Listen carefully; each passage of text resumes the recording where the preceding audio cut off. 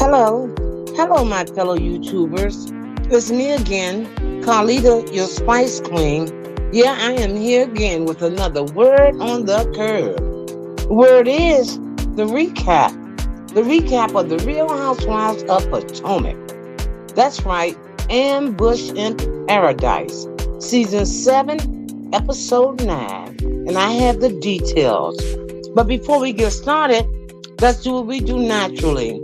Let's like, subscribe, please subscribe, share, comment, and if you are already a Spicer, please hit the notification bell so you can be alerted when I upload new content. Now, without further ado, let's get started. Now, we know with every word on the curve there is a magazine, an article.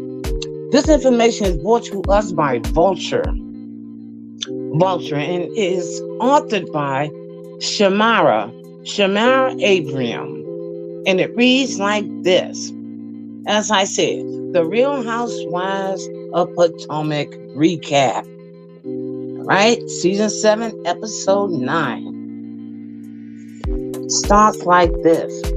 The dynamic between Mia and Jacqueline is bizarre. Yet I can't look away. 1 second, Jacqueline is faithfully trying to smooth over the mess that Mia made of her own accord, getting the all-white dinner going while trying to gently remind Mia that she threw a tantrum as the First Lady of Chiropractic Services proceeds to don an outfit that is decidedly not all white. Okay? Then Mia is not only sharing with the class that they have past execs around in their bedroom before, but that Jacqueline privately told her that she found Ashley attractive. Meanwhile, despite knowing that Mia has no leg to stand on in arguing with Candace about defending her husband, Jacqueline still feels the need to throw her feeble hand in the ring anyway, leaving the floor open for Candace to dismiss her as Mia's representative. The fact that Jacqueline's sister and Mia's former nanny is slapping on her bonnet and vaping to drag Mia for her behavior on YouTube and exposing inconsistencies while we still see this twisted relationship unravel throughout the rest of the season makes this all the more unsettling to watch. And it goes on. Let's move to this. The episode, however, it's actually time to clock in and showcase her value to the show. Outside of the ruckus that Giselle started at the outset of the season, she has largely sat back and let all other moving pieces take over. Ashley has taken the opportunity to step up to the plate and get the plot moving, especially since Robin is too blinded by her rage for Wendy to commit fully. Ashley will eat the jokes on her husband to keep spirits lifted at dinner during a round of nostalgia for iconic Karen moments, including multiple references to Karen's shifting relationship with her wig placement. I remember that episode, to playing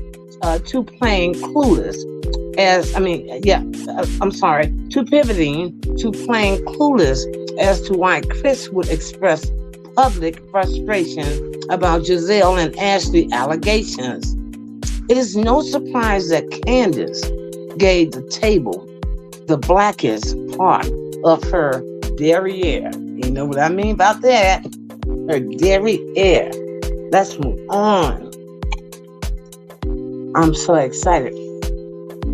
What is surprising is that Robin is using her frustration with Candace as justification to stop defending the allegations made against Candace and Chris. She is now pivoting to the offensive and planning to confront Candace in public, using a clip of Candace publicly ranting about how she is not getting along with her castmates as some deep indictment, right? Indictment of her behavior. She chooses to forego bringing it up during their pitiful pedal boat ride. Boy, was it pitiful. Instead, she waits for Karen, Mia, Giselle, and Jacqueline to return from test driving Lambos, okay? The closest thing to a luxury outing that has happened during this trip so far, so that all the cards can be laid out over yet another chaotic dinner. I mean, it goes on. The dinner scene is peak housewives, underhandedness, and trickery at work. Okay? Mia attempts to Heisman Wendy out of yet another all-cast scene, only to be outmaneuvered by Ashley, who doesn't care for Mia's attempt at bullying, right? During a poorly executed trip, no less, and isn't willing to sacrifice the progress of the storyline for a fictitious grievance. They finally make their way to a proper South Beach restaurant, albeit attached to a Hilton, and Mia throws a fit when Ashley reveals that Wendy will make her way to the dinner. Therese and Robin insist that there is a moral position to be had over making decisions about Mia's trip on the group's behalf.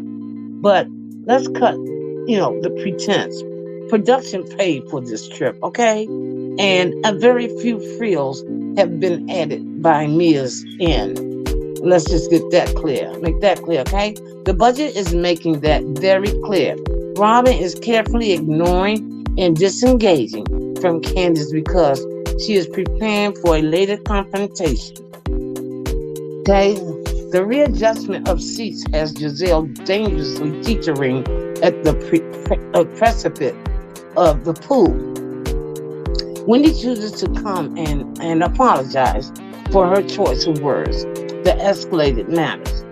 Even though Mia started throwing hands before any of the slander, any of the slander started flying. Still, it doesn't matter because no one is interested in forgiving her outside of Karen.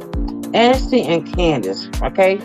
I'm sorry, interested in forgiving her outside of Karen, Ashley, and Candace.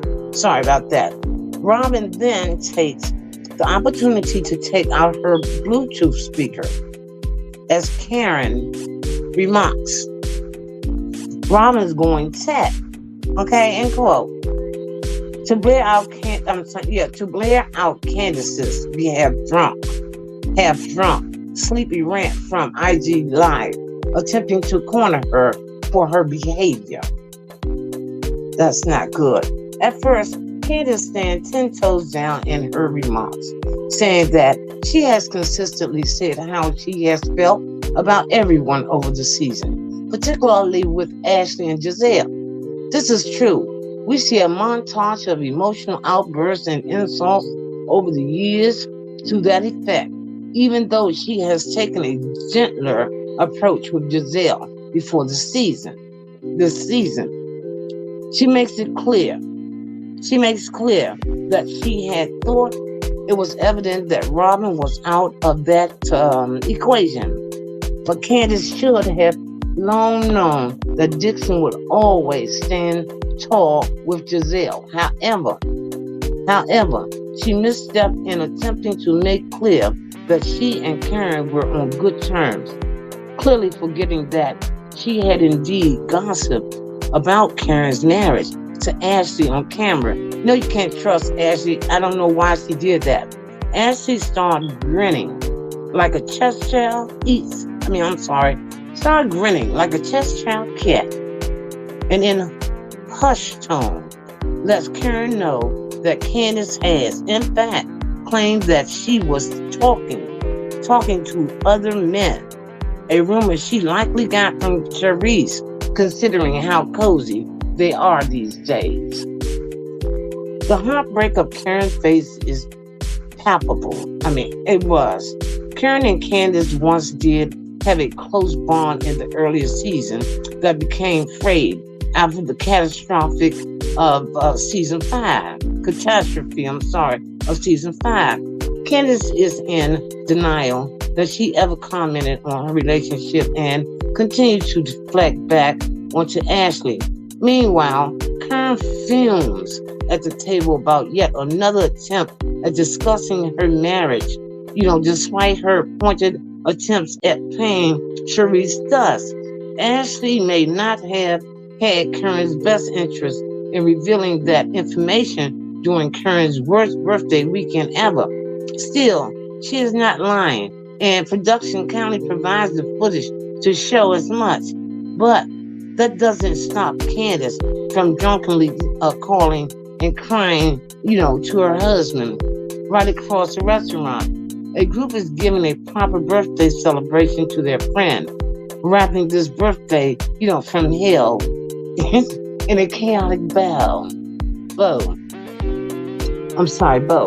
Somehow the group still finds a way to let bygones be bygones and take themselves to the club for their last night. Very quickly, the episode devolves from an episode of Real Housewives of Potomac to the Bad Girls Club. Girls are knocking back shots, dancing on each other, flashing areolas, and drunkenly declaring their love for each other. Isn't that nice? Only for Candace, Ashley, and Robin to end up screaming at each other on the car ride back. Wow. Candace argues that Robin did that shit, excuse my language, it's so juicy, did that, Schmidt, to hurt her. And she would have never done it in reverse. Robin is unmoved by the allegations. It should be noted that this fallout likely drove a wedge between Robin and Wendy, with Wendy feeling that they were friends in real life, only to find out that Robin was willing to bring personal matters to the camera to serve her own purposes. As of now, the pair is done. We will see how long that lasts. The mid-season trailer is out, and we saw that. And we have a lot more mess, coming. Jacqueline and Mia ultimate fallout. Robin and Juan moving towards an alleged marriage celebration. Karen going on the fence. And Chris finally letting loose. This season is not letting its foot off the gas. Until next week. And there you have it. And that's the end of it. It's just a moment. See, I have spent a lot of time roasting Giselle. Okay, you know what? We won't even go there. I think I've read enough and everything. And this is very, very informative. I hope these girls do find it somewhere within their realm to, get over this and let bygones be bygones. Of course, you can't trust a person right away, but just be cordial. Just everybody got to work together. Everybody has to make money. Just get through it. Okay, no fighting, girls. No physical fighting. Okay, then that was a lot. That was a very, very lot. A big article. So tell me what your thoughts are. Tell me what you all think. Okay, about the fight, about the making up. Is it genuine or is it just for the TV? So again, without further ado, I will see you in my next video.